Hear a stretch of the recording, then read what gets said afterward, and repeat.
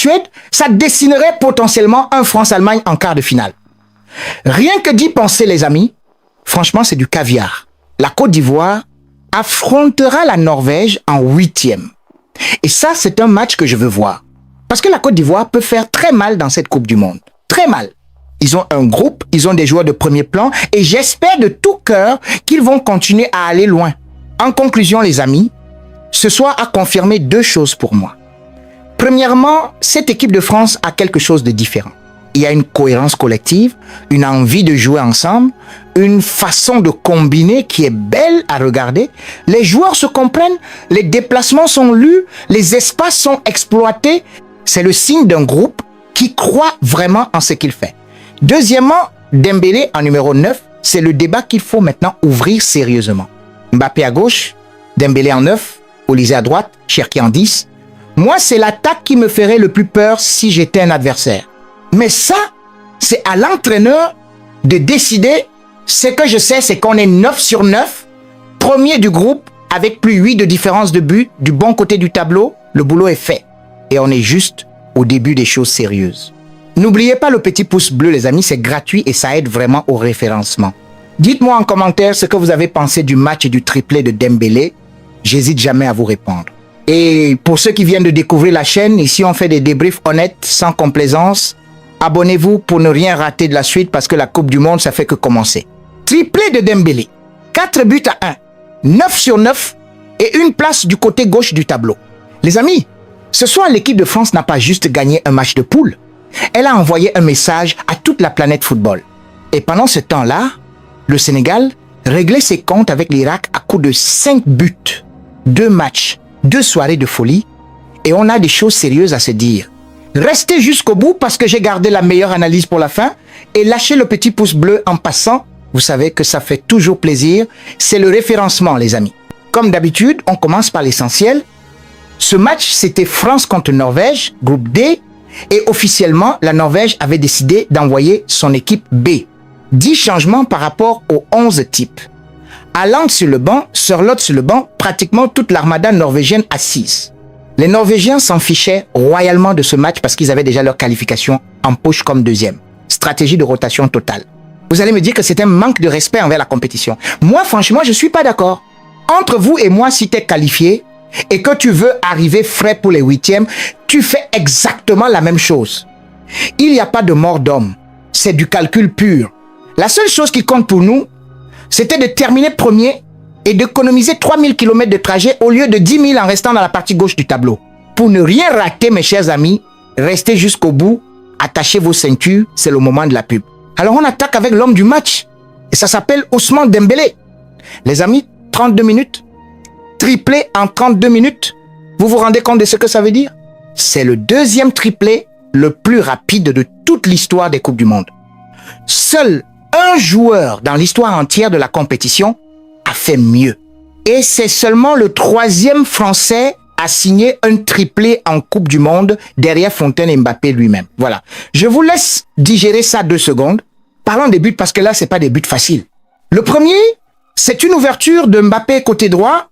Dembélé reçoit excentré, 2 crochets enchaînés, un à gauche, un à droite, et il enroule dans le petit filet opposé. Le gardien n'a pas bougé, c'est parfait. Le deuxième même schéma, encore une passe de Mbappé. Dembélé rentre dans la surface, crochet, il s'arrête, deuxième crochet, et il enroule à 20 mètres. 2 buts, 2 frappes somptueuses, 2 passes décisives de Kylian, et le troisième, Tchouaméni le sert en entrée de surface, Dembélé face à 2 défenseurs, crochet, il s'arrête encore, c'est sa marque de fabrique, ce truc, et frappe, triplé. Personne n'est sorti sur lui. Personne n'a voulu sortir. Et lui, il a eu le sang-froid d'aller chercher le troisième. Ça, c'est le signe d'un grand joueur dans un grand soir. Moi, je suis sincèrement content pour Ousmane parce que mettre Dembélé en confiance dans cette Coupe du Monde, ça n'a pas de prix. Ça peut faire très très mal aux adversaires qui arrivent. Et le 4e but, c'est Désiré Doué qui vient mettre une belle tête sur un centre de Bradley Barcola. Premier but en équipe de France en Coupe du Monde pour Doué. L'histoire est belle. Vraiment belle pour ce gamin. Maintenant, il faut quand même parler de Mbappé parce que lui aussi, il a sorti un match de fou. Pas de but ce soir, certes, mais 4 passes décisives en 3 matchs. 4. doublé passe des premiers matchs, doublé passe des deuxièmes matchs, doublé passe dès ce soir. Le Mbappé en Coupe du Monde, les amis, c'est un autre joueur. C'est pas le même que ce qu'on a pu critiquer par moment en club. Là, il est dans un mode que j'arrive pas à expliquer autrement qu'en disant il est habité par cette compétition. Il combine, il cherche les autres, il presse haut. Il y a des moments où il voulait son but ce soir, ça se voyait clairement. Mais dans l'ensemble, le collectif passe avant et ça fait du bien à voir. Franchement, moi, il m'a fait fermer la bouche. Rien à dire. Maintenant, on parle du côté qui fâche. Et vous savez ce que c'est depuis le début, nos latéraux. Théo Hernandez, je ne vais pas tourner autour du pot. Ce soir, Théo a provoqué un penalty totalement évitable. Oscar Bob fait un gros travail sur Manu Koné. Théo arrive en second, il rate complètement la balle et il prend les deux jambes d'Oscar Bob. Penalty tous les jours. Penalty matin, midi et soir. Et c'est la balle du 3-2 qui aurait pu remettre le match en question psychologiquement. Heureusement que Mike Maignan Magic Mike a sorti l'arrêt de sa vie sur cette frappe. Parce que si ce penalty rentre, ce match prenait une autre tournure. Maignan s'est mis en confiance lui aussi ce soir et c'est une excellente nouvelle. Mais il faut qu'on soit honnête les amis. Théo Hernandez, pour moi, il ne doit pas être titulaire dans cette équipe de France. Pas dans un tournoi comme celui-là. Lucadin Jean-Claire devant lui, dans la hiérarchie, c'est mon avis. Parce que ce qu'on va affronter dans les tours suivants, des équipes avec des ailiers de niveau mondial, ça va être une autre histoire. L'Espagne, avec Nico Williams par exemple, nos latéraux, vont souffrir. C'est notre point faible structurel. Et il faut y répondre. Koundé à droite, moi je lui ai trouvé de meilleures choses ce soir qu'au cours des 2 matchs précédents. Des bonnes récupérations, du pressing haut, quelques secondes couteaux bien sentis. C'est pas rassurant à 100% non plus, mais c'est pas catastrophique. Pour ceux qui veulent me faire un procès là-dessus, je vais pas changer d'avis pour faire plaisir. Parlons maintenant du Sénégal, parce qu'il y a des choses à dire et c'est important. 5-0 contre l'Irak. Les amis, le Sénégal a torpillé l'Irak ce soir.